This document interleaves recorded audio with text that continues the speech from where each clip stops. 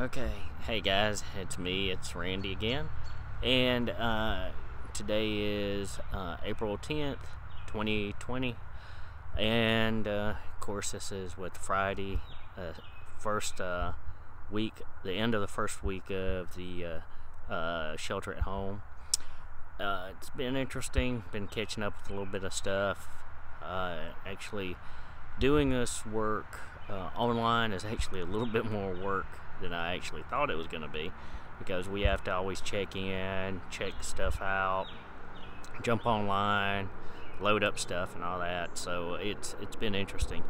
I'd actually talked to a friend of mine who's an editor out in LA, and he finished up a show in what was that, January, and of course hasn't worked since. He's hoping to get on a film in June. He's supposed to go for an interview, but his wife fortunately is a teacher out there at the Culver City High School, teaches film production also, so she's still working, and found out his son, which I apparently graduated college last year. Time's gone by so fast, but he is now the post-production coordinator for the show New Amsterdam. So, you know, my friend is basically taking it easy, having his wife and his son support him. But, you know, he's basically sheltering in place, doing all that stuff. You know, apparently doing well.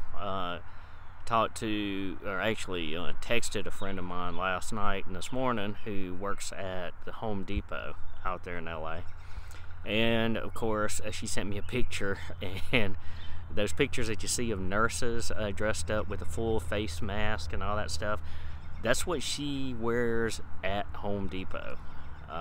Starting today, anybody that goes outside without a mask in California is basically fined. I think it's $1,000.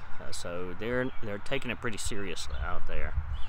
And speaking of this, I talked to a friend of mine who's down in Hazelhurst, outside Hazelhurst, and it turns out she was one of the first cases of COVID-19. She caught it basically at the beginning of spring break. Went out to lunch with a friend of hers that Monday, had pneumonia.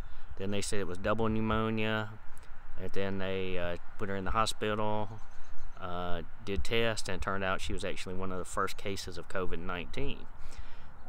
She was on a ventilator for 8 days. Thursday, they took her off the vent.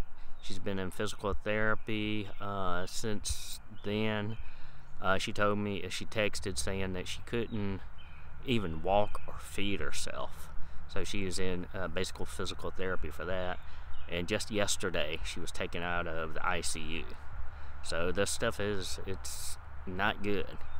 Brad Smith, one of our former students, who was working at Campers World, of course, he is on furlough right now, so he was told that, I think, Monday, and he was working on a documentary on a church mime group.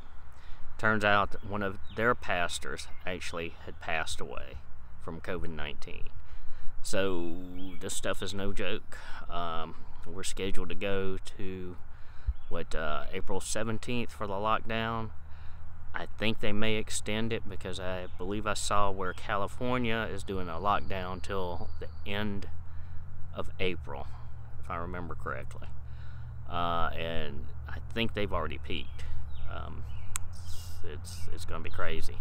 As far as this business, the film business, I saw, I was talking to a friend of mine who's an editor on animation shows, and he was actually working over at Warner Brothers lot, and he's now having to work from home because it's the only way they can complete the project. But fortunately, they had already delivered the project, and they're just doing some minor corrections and all that stuff.